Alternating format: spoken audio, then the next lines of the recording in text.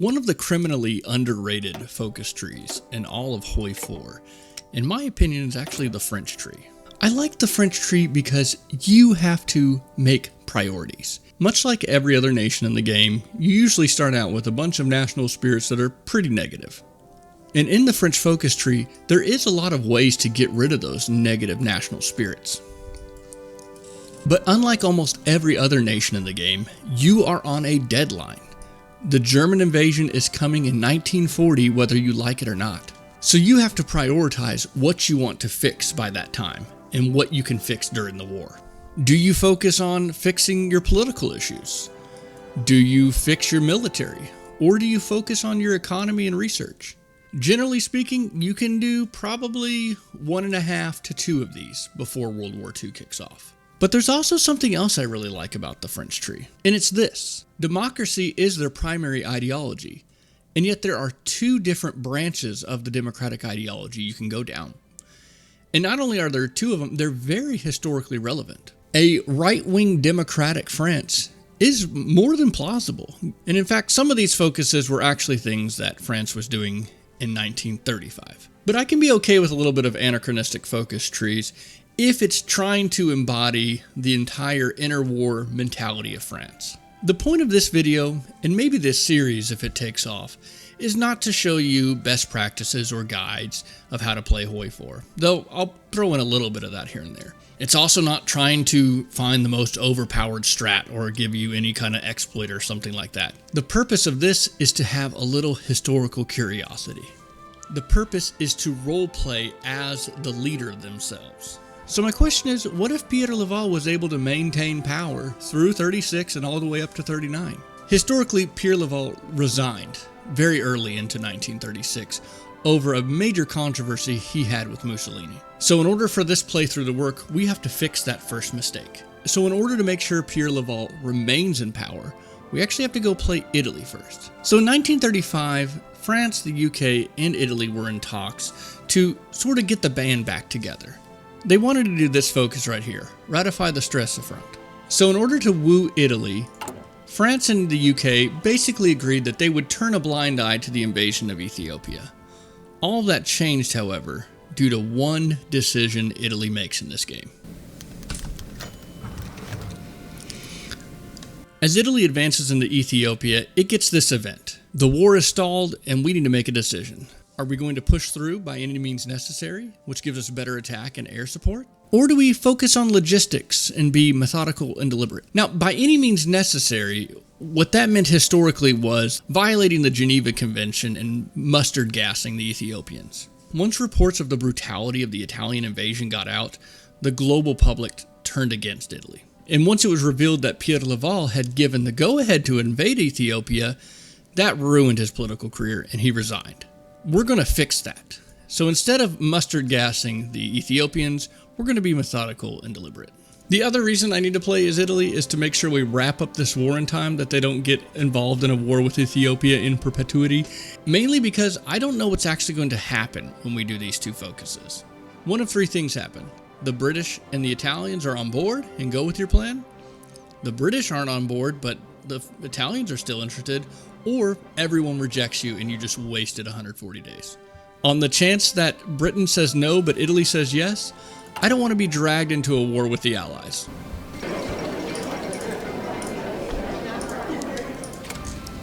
So as far as my construction plans with France, I'll let the AI wrap up whatever they've already started building. Otherwise, with France, at least in single player, and this is a controversial opinion, you really don't need to build civilian factories. Why? Well, France has an exorbitant amount of resources from their colonial holdings. Even right now, I'm already getting 7 factories from trade. By the time World War II kicks off, I've seen that get up to 20 or 30. You won't be hurting for civilian factories. Second, I'm going to be focusing mostly on military factories, even if I am stuck on civilian economy, because I'm going to be going to war a little bit earlier than normal. So I'll let the AI wrap up their plans, but I'm going to build an aerodynamics facility in Alsace-Lorraine, because once I research radar, it'll plop a free radar right here, which I'll need for air superiority. And then I like to go and build on some infrastructure in Vietnam, mainly because I'm going to be building a lot of fighters. Another thing I like to rush early as France is actually this improve worker conditions decision, mainly because we need to get stability above 70% so we can get rid of political violence without actually having to go over and ban communism, which in my opinion is a waste of 70 days, and I don't want to lose my stability. So we've reached the point where the political side of the tree splits. We're going to go by time because that is the Laval path, and we're going to go down to concessions to Italy and ratify the Stresa Front. Before I go over here, though, I am going to dip into strength in government just because we have to sit on that focus for an entire year before we can get rid of that horrible national spirit. Okay, it's about to complete on the concessions to Italy. I don't know whether or not improving relations helps on this, but I've done it just in case. I also don't know if diplomatic pressure works or not, but I've done it just in case. Neville Chamberlain refuses, but Benito Mussolini agrees. I kind of like that, because if the Allies are involved, this would be a little too easy. Now, there's still a chance that the Italians could back out. They could stab us in the back, so we will find out after this focus. I will say one of the more fun playthroughs I had doing this was the British actually agreed at first. And for whatever reason, even though the Stresa Front was ratified, Austria still agreed to the Anschluss. I think the Anschluss dynamic is just completely broken. Same with Czechoslovakia giving up Sudetenland even though they're in a faction. Things like that. Those nations, I know they just updated, but it's still fundamentally broken. Anyways, so the Germans pushed for Sudetenland. I said the British be damned. France supports her friend. It kicked the UK out of the Little Entente. Okay, makes sense. But it also granted freedom to all of their colonies. So they lost all their puppets, and all their puppets stayed with me. And then for kicks and giggles, I guaranteed Iraq. And took them out shortly after we took out Germany. I actually don't know how Laval would have replied to the Turks asking for Haiti. But in this playthrough, I never let them have it. Okay, let's see if Italy stays. I've had games where they decide to change their mind. No! This is going to be a lot harder playthrough now. So, the easy thing to do is just to keep on ahead with your focuses and then rejoin the UK later. The other thing that is historically plausible is Laval did orchestrate a Franco-Soviet treaty, even though he was staunchly anti-communist. Before he was anti-communist, though, he was anti-Nazi, which is funny to say because he was later tried and convicted as a Nazi collaborator.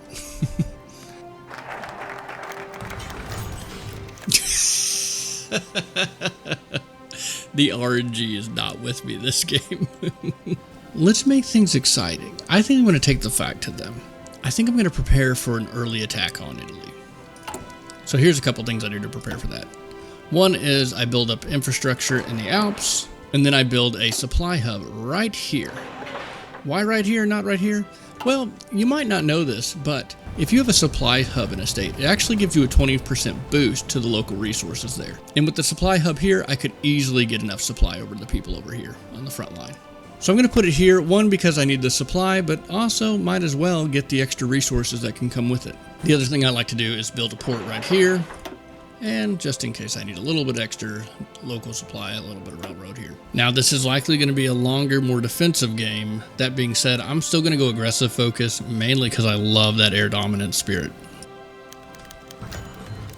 Okay, we are at the Munich conference point, and I think the best strategy here is going to be to stick up for the Czechs. Mainly because once Germany's war kicks off, MIFO bills, where are they at? Right there. They turn into economy of conquest. And when it's on economy of conquest, it goes from being like 2.5, I think it's all the way up to almost 4.5% a month that it goes up. So the sooner we can get Germany to war, the quicker we can crash their economy and the more industry we can deny them. We're not technically ready for war, but then again, are the Germans? All right, I want the Czechs to survive as long as possible, so I'm actually going to put all my air wings over in their airspace on intercept missions, so those forts stay strong. And even though I don't have any air up in northern France, it just comes with so many anti-air stations all throughout the country that it ends up taking out quite a few of their bombers. Our logistics are looking good now for when the Italian front opens up. And like I said, there's that supply depot. It is reaching everyone over here. And you can see right there on the how much resource I get from it. You get the infrastructure times 2 and then supply routes times 1.2. So, not a lot, but nothing to scoff at. Alright, so I know a war with Italy is going to come eventually, so I'm going to go ahead and guarantee Albania now. Just might as well get into it.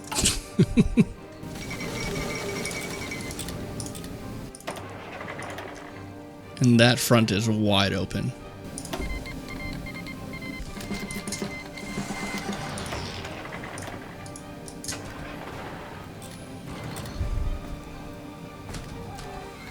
They're so fast.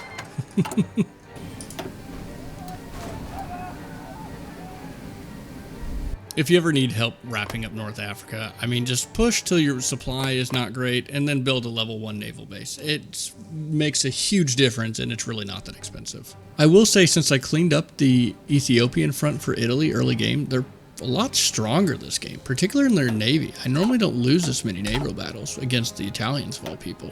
Nothing looks that out of the ordinary here. I guess it was just them not wasting so much manpower, weapons, political power, all that to manage the War of Ethiopia after capitulation. Now the game gives you the opportunity to do the Blum-Violet proposal even if you do go with the right-wing government. Leon Blum is not in power.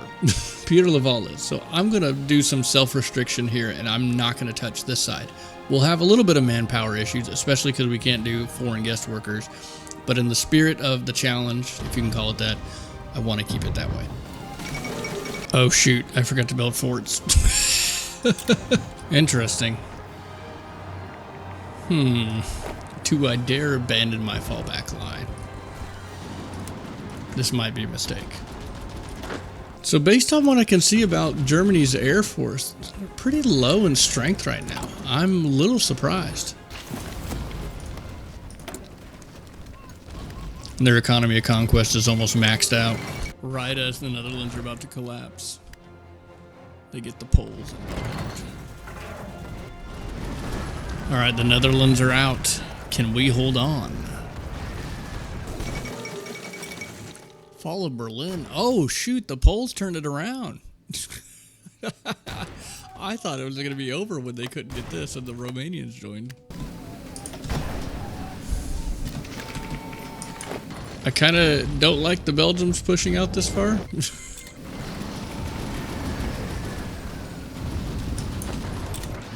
Oh, now the Soviets are going in on Poland. Finally get some breakthrough up here in the Alps. So Poland finally capitulated. So I wonder if I need to hold off on this push now that they can concentrate all their units on this front. See if I can't make a mad dash on the Italians and then go from there.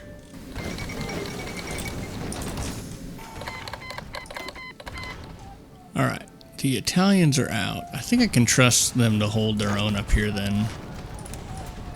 And I would like to move the rest of these guys over here.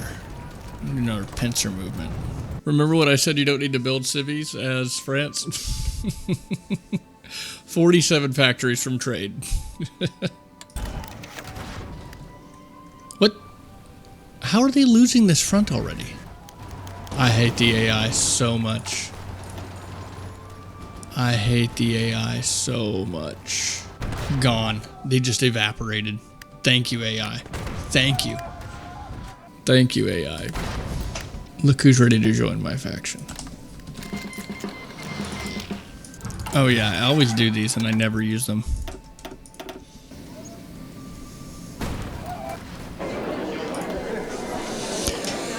We're gonna do the most French thing ever and try to Balkanize Germany.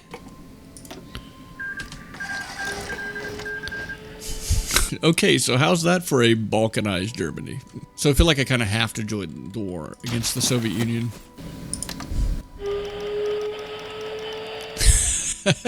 Well, that works. I can get it. That's the easiest way to get it. I don't have to generate world tension. Just guarantee Iran. Perfect. Oh, of course, this stupid dynamic, dude. When your government gets turned like that, they just get rid of the focus tree. They're still turning fascist. Are they just going to let me get capitulated? Like, if you capitulate, you should lose whatever war goals you had. Just stick Germany on the default focus tree. I know this is a historical LARP playthrough, however, Greater Albania, yo. Wait, are they still infighting over this territory? Why, Poland, why are you doing this? Why does Poland do this? You have no reason to take these territories. I feel like if I liberate a nation, they should become the ideology of their liberator.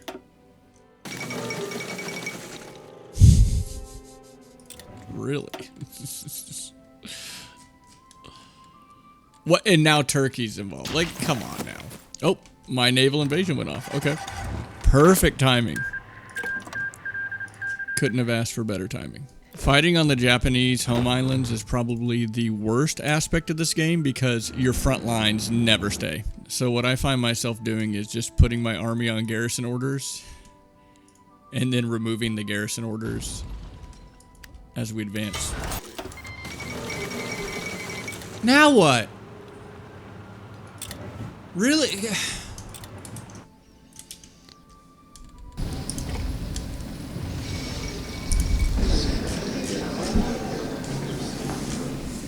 So what if France followed the Pierre Laval path? Oh, maybe this is what it looked like.